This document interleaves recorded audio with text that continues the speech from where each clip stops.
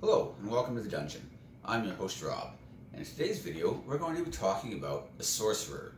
And the sorcerer is going to fill that arcane caster position kind of like the wizard. In fact, there's a lot of overlap between the two and they're quite similar. However, there are some very important differences. So first I thought thematically I'd talk about the differences in more of a storytelling element type of situation. And if you look at like a lot of like literature and stuff like that, I think that Harry Potter stories are a good example of sorcerers, even though they call themselves wizards.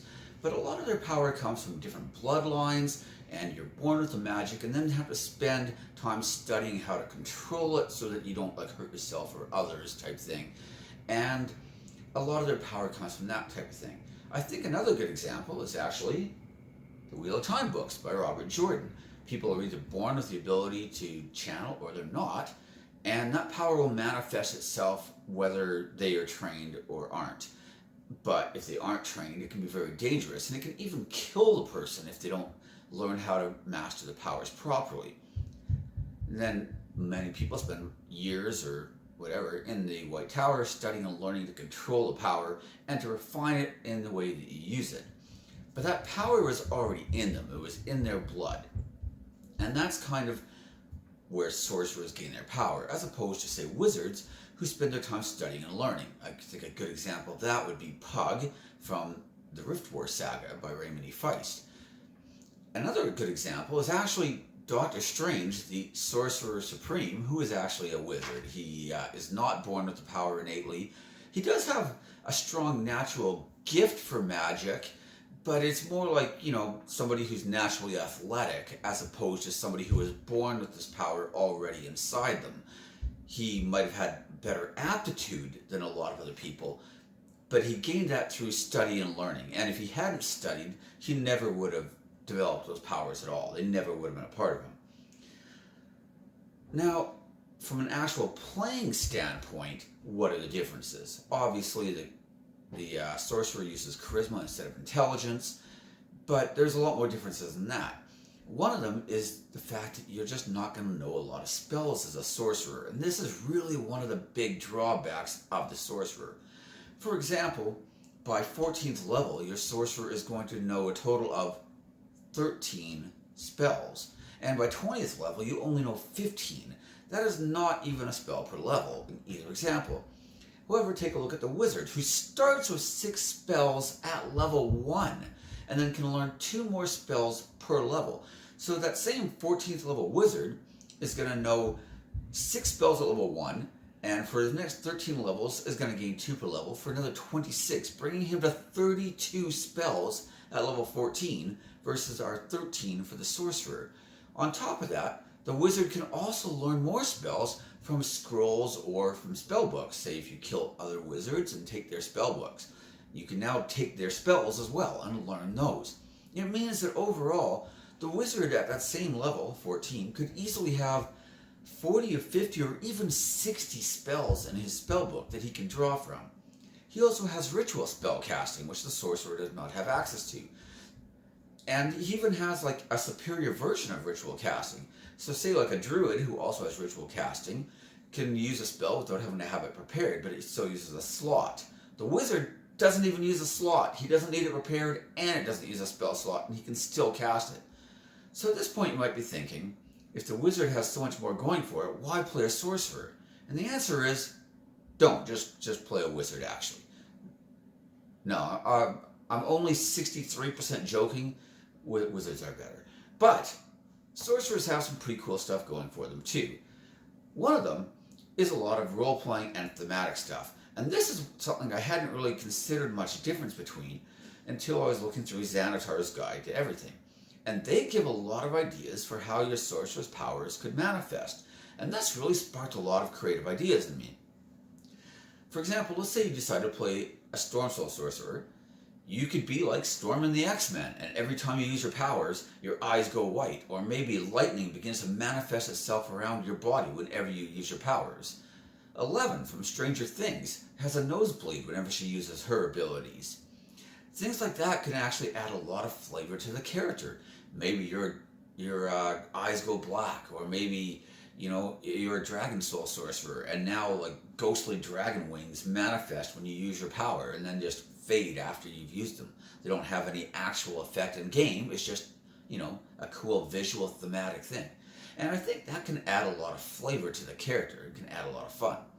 However, they've also got some other things going for them, such as meta magics. And this is really why people go to the sorcerer class. Sorcerers have a lot of different things they can do to make their spells better. So sure, you might not know a lot of spells, but you can be really good with the ones you have.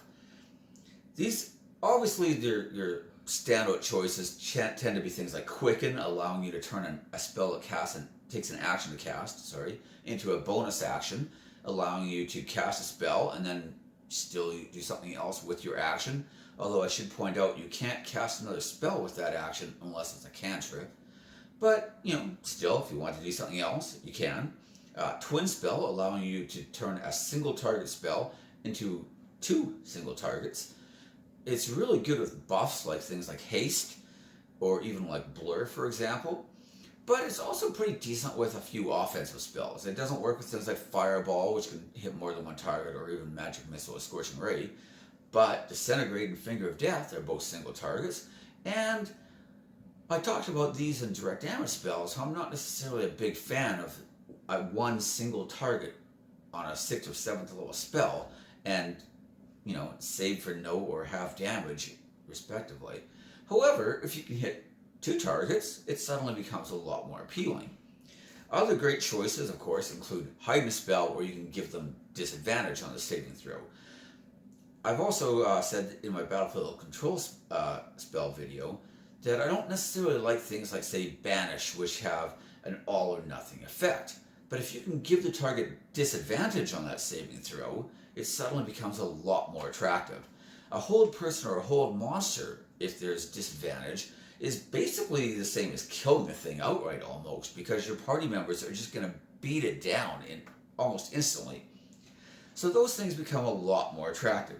You also have things like Careful Spell, where you can cast an AoE and select party members to not get hit by it.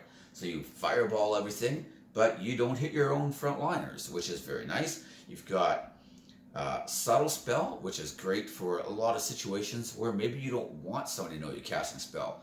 This is good at things like, say, Suggestion in a social situation, where maybe you want an NPC to do something for you and to help you out, but you don't want his friends to see you casting that spell on him.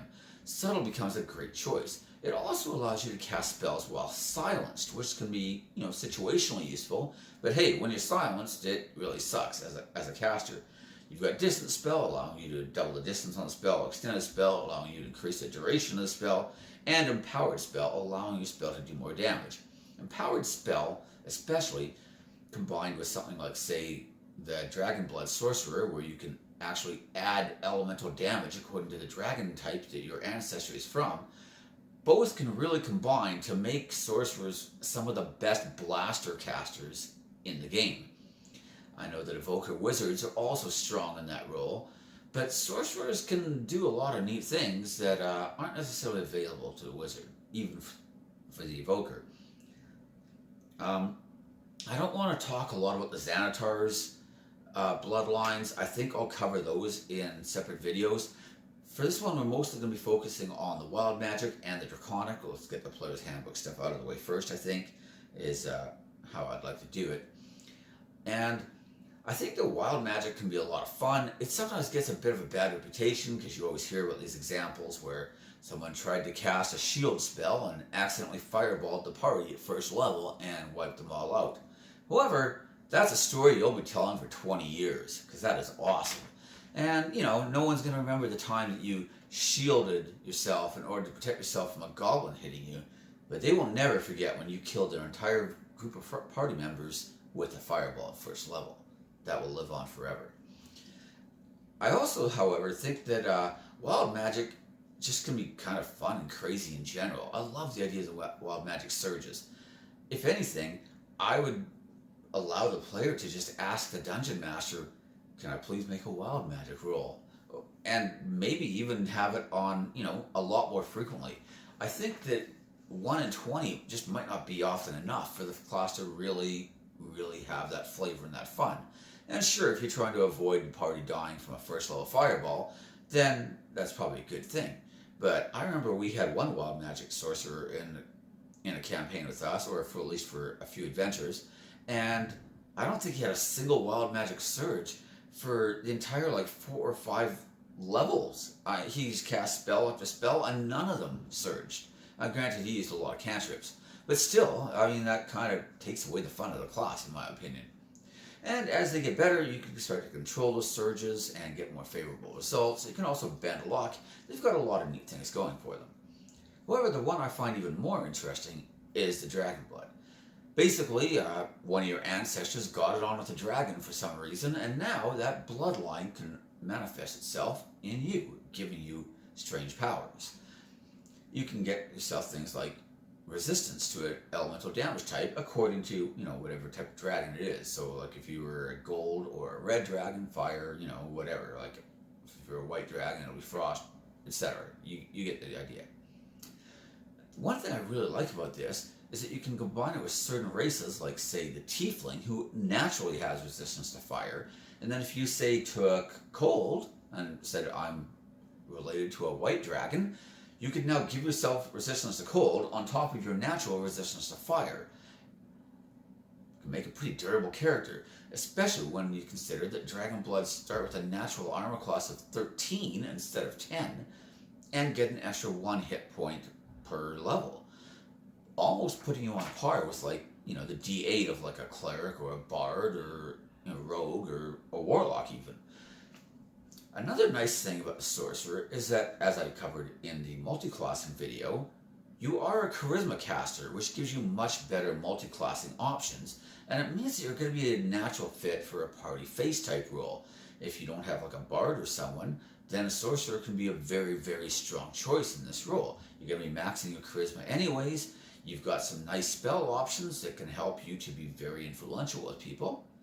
And with a high charisma, if you took skills like, say, persuasion or deception, then you can be very, very good in this role.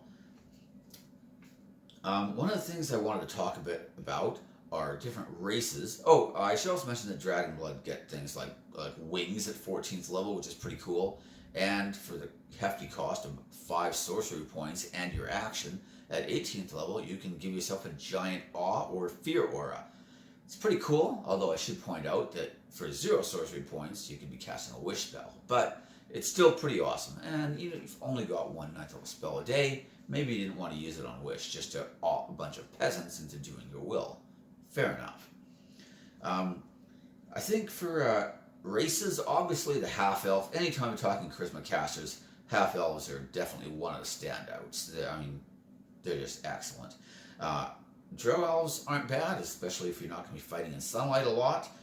Tieflings, as I mentioned already, make a pretty strong choice. The +1 intelligence isn't necessarily great, but +2 charisma is, and like I said, resistance to fire and some natural spells is pretty handy as well. Especially on a class like sorcerer, where your number of spells is very select and very limited. Adding a few racial spells, that even if you can only use them a few times a day, is pretty handy. You've also got the Lightfoot Halfling, which is awesome. And if you're using some of the other choices, like from Volos, then things like Aasimar and Yuan-Ti again become pretty good. Feats, Elemental Adept is one that I haven't talked about in a lot of other videos, but it is an excellent choice on the sorcerer. Sorcerers are kind of a natural fit for that, 1 damage type specialist. I want to be a pyromancer, sorcerer is probably your go-to class. You want to be a cryomancer, sorcerer. Any of these type of roles where you're like, I want to specialize on 1 type of damage. You can take the Dragonblood bloodline that will help to boost your damage and give you your charisma bonus and damage on those attacks. And you can take something like Elemental Adept, choose that element, so now you can change their ability to resist your spells and whatnot, because resistances are, they kind of suck. But now you can even ignore resistance, and so it becomes a lot more viable of a choice. Still going to suck against things that are immune to that damage type, but you know, that's what. What do you do? No one's perfect. Things I like about Elemental Adept as well is it's just very thematic, and it fits that overall idea of I'm going to be a fire mage, and this is what I'm going to do. Other good choices, of course, Alert is always a strong choice, especially on casters. If you want to be a blaster or a battlefield control type character, then going before all your melee guys run up and start engaging the enemy, or before the enemy run up and start engaging your melee guys, is of primary importance. I actually consider Alert to be one of the best feats in the game overall, as a general feat, but it's especially good on casters, especially like battlefield control and blaster casters. I also like Warcaster. Now, one nice thing about the Sorcerer is that you are the only pure caster in the game who is proficient on concentration saving throws. You have Constitution as one of your 2 saves. This means that you're much better at maintaining concentration than anyone else, at least naturally, and adding Warcaster on top of your proficiency makes it so you're almost never going to fail a concentration saving throw. It's a little less necessary, I think, on Sorcerer than it is on other classes, which makes it also kind of nice. It means that it's more of an option. If you want to have Warcaster, then great. It's an amazing feat. But I don't think it's quite required like it is on some of the others. Some classes, especially if you're going to say like a blade lock or something like that, you basically need to have some way of maintaining concentration on your spells. If you're going to be able to melee a lot, you're going to be getting hit and you're going to lose concentration. But with the Sorcerer, you've got concentration saves already covered because you have Constitution proficiency. Other strong feats, of course, are Lucky. This can be pretty nice if you're, failing saving throws, getting crit a lot. I love using it on crits because then I can just force the DM to re-roll it. And, you never want to fail a key saving throw. Lucky is just an amazing feat. It's always good on pretty much anyone, to be honest. So, I want to talk about a couple specific builds. And one of those I've already alluded to, and that is just the Specialist. You take like one of the Dragonblood origins, you go like say fire or cold, or generally the 2 best, although lightning has a lot going for it as well. But let's take fire, for example. You can take a bunch of cantrips like firebolts and whatnot. You can even take things like Green Flame Blade if you want it to be more of a melee focused character. And because you have 13 armor class naturally, plus your dexterity, and you have the extra bonus hit point per level, you're a little more suited for this for others, especially if you decide to multi-class and combine it with, say, like a level of fighter or 2, or some Paladin so that you can wear some better armor, or even Hexblade so that you can wear medium armor, use a shield, get any weapon that's a one-hander, and you can use your charisma bonus for your attack and damage instead of having to use strength or dex. And because of that, you can add your elemental damage to the Green Flame Blade. It makes it a much better cantrip than it normally is, and it's already a pretty decent cantrip to start with. The basic idea, like I said, is you're going to choose an elemental type, like say fire, cold, lightning. You can choose like acid or the other ones, but honestly, there's a very limited selection of spells that do like say acid damage. And even lightning, there's a reason I mentioned Green Flame Blade and not Booming Blade, and that's because Booming Blade does not do lightning damage, it does thunder damage. So you're out of luck there. It will not work if you decide to be blue or descended from a blue dragon. Sorry. However, there's still some good lightning spells in general, so it remains a pretty viable choice. Now, like I said, you're going to choose your dragon type, you're going to get bonus damage of spells from that damage type as well as you hit, I think it's level 6, or maybe it's level 1, I can't even remember now. But you're going to get bonus damage to that. You can take the Elemental Adept feat, which is going to allow you to ignore resistance to that elemental type, and you can combine it with things like Empowered Spell, where you can just boost your damage by like re-rolling dice that you don't like equal to your charisma modifier. So if you took fire, for example, and then you bombed your fireball and rolled a lot of 1s and 2s, you could be like, well, I'm just going to re-roll these 5 dice here and hope for more. Oh, hey, look at that. Way more damage. It's pretty straightforward. It's a little more resilient than a lot of other casters, like I said, and it's extremely viable. And I think it's kind of cool thematically, too. The sorcerer I mentioned in our earlier campaign, who was the wild magic sorcerer, had a lot of cool stuff going for him, but we just didn't get a lot of surges, and that was very, very unfortunate. However, I think if you made a Dragonblood sorcerer, then you're always going to be able to use that ability. It's not left to random chance, and it's just there all the time. So you're always going to be able to have that kind of, that feeling of playing your actual character and having what you wanted him to do actually be done. As far as multi-classing choices, and as I've already talked about in the multi-classing video, I love multi-classing. One of the most obvious and one of the most powerful, honestly, is the Swordlock. Basically, the idea is you're going to take most of your levels as a sorcerer, but you're going to take 2 levels of warlock. You could maybe even take 3 if you wanted to, add a pet, or Pact of the Tome is a pretty decent choice, allowing you to now have access to ritual magic spells, because that's one of the things sorcerers don't have. So the 3rd level of warlock I consider to be optional. It's still going to let you get to 9th level spells on your sorcerer tree. It's just going to take you a long time to get there, but it's not bad. But 2 levels is all you really need. The idea is you're going to take Eldritch Blast, take the Agonizing Blast invocation, and then you're just going to cast Eldritch Blast, and then you're going to use Quicken Spell to cast another Eldritch Blast. Or actually, technically, it's the other way around. Whatever. You're going to Quicken cast an Eldritch Blast, fire off a bunch of bolts, adding your Charisma bonus to the damage thanks to Agonizing Blast, and then for your action, you're just going to cast another Eldritch Blast because it's a cantrip. Because Eldritch Blast scales so well with both level and with your Charisma bonuses, and because you can actually quicken it and then allow yourself to fire off more bolts at higher levels, the damage becomes pretty ridiculous. At 17 plus, you're firing 4 blasts just normally, and if you quicken it, you can now cast 8 Eldritch Blasts, each doing 1d10 plus 5 damage. It's pretty staggering.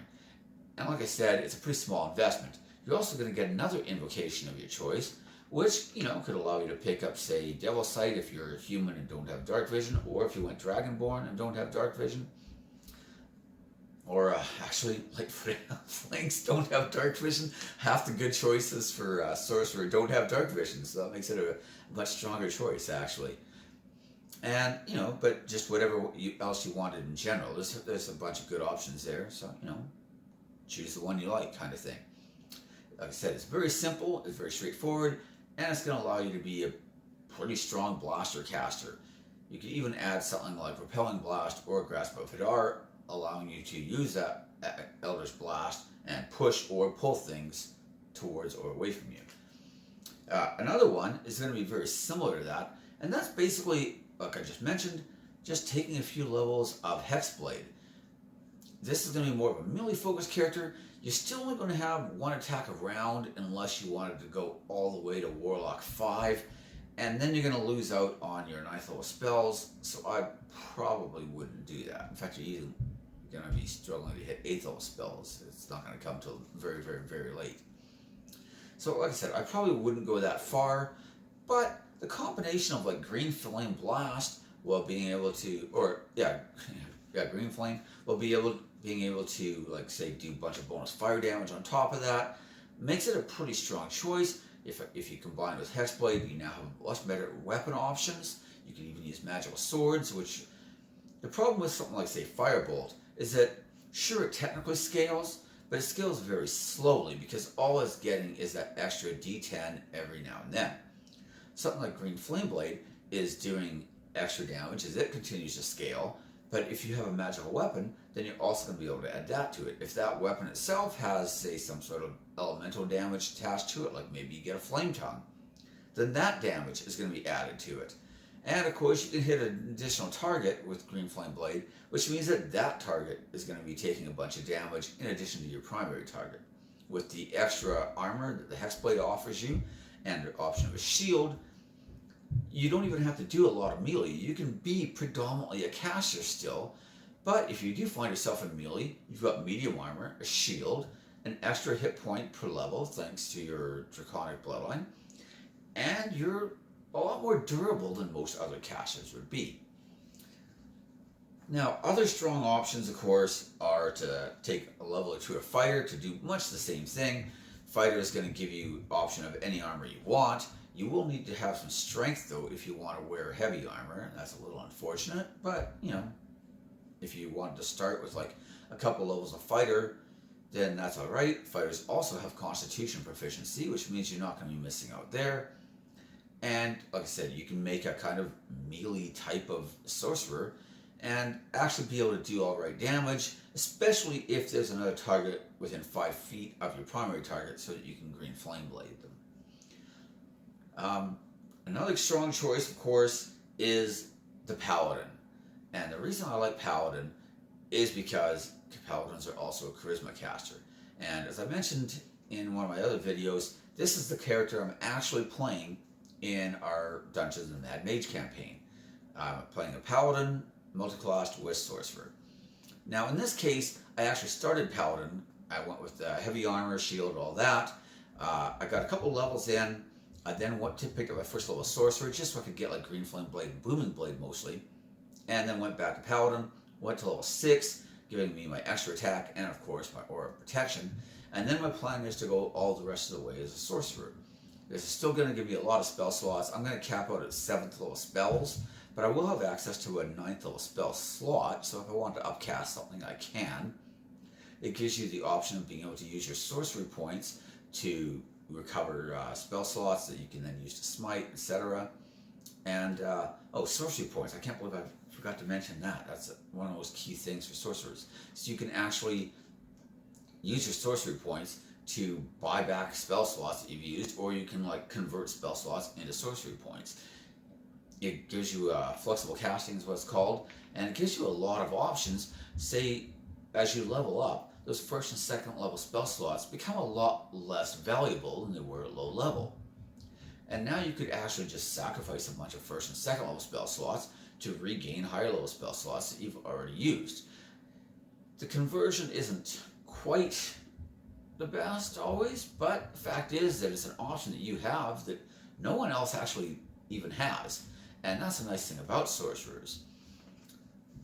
Generally, like I said before, you do have fewer spells, but you tend to be really good at using them.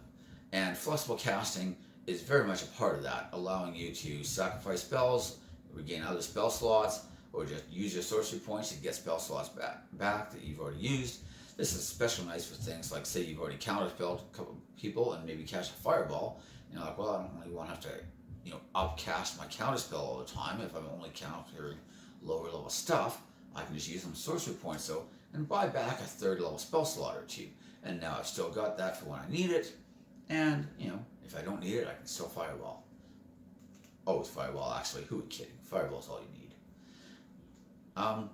The last one I wanted to talk about is, I should also mention under the Paladin still, that Paladin 6 is a great option because you can get, like I said, the Aura of Protection. Paladin 7, though, if you want Oath of the Ancients, because the Aura of Warding is ridiculously good, cutting down damage from spells by half, and then most damage spells already allow a saving throw over half, and if you make that, now you're looking at quarter damage, so you can pretty much laugh at enemy spellcasters. And Paladin 8 is actually a pretty strong option as well, if you didn't care about having a couple high level spell slots that you can't cast spells in anyways, and wanted to have an extra feat. I think it makes it a lot more viable if you wanted to, say, maybe make like a polearm using Paladin and then take a bunch of polearm feats. There's also the idea of combining it with Bard, because Bard is also a charisma caster, and just getting a lot more flexibility. This is a lot more open on how you might want to play it. I kind of like the idea of taking mostly Sorcerer still, but then just taking a few levels of Bard so I can add in things like Jack of all trades, and maybe even pick up like a Bard school if I really wanted. You can also go mostly Bard with a bit of Sorcerer, but the problem there is that because your sorcery points scale very, very slowly, you really want a heavy investment in Sorcerer if you're going to be multi-classing Sorcerers, at least in general. I'm sure there's going to be people who like, well, I took 2 levels of Sorcerer for this or in some other class, and that works okay too. Sorcerers get to choose their origin at level 1, making them a strong choice for dipping as well. And, you know, if there's some level 1 abilities you really wanted, then that's not bad. But in general, I find that Sorcerers are going to work better multi-classed as your primary class because sorcery points, and anytime you're playing a pure caster, you're going to probably want to be able to reach those high-level spell slots if your campaign goes on long enough. So, anyways, those are my thoughts on the Sorcerer, or at least on the 2 basic archetypes. Like I said, I'll be talking about the Xanatar guide ones in more detail. And one of the reasons I've been saving Xanatar ones for their own videos in general is because I think the Xanatar options for many classes are just stronger, and they kind of work better, I think, as their own video rather than just combined in like a general video. This is especially true for things like Ranger, but I think it's also true for Sorcerer as well. And, you know, it's good to give them their own attention if that's what you're going to be doing. So anyways, that's my thoughts on the Sorcerer. If you have any comments or suggestions, please leave your ideas in the comment section. If you've had any hilarious stories of wild magic gone wrong, I would love to hear it. Magic Gone Wild, that would have been a great series, probably wouldn't have gone bankrupt. If you have anything else you want to add to the conversation, then please do so. Also feel free to like, hit subscribe, all that jazz, and thank you for watching, and I'll see you next time.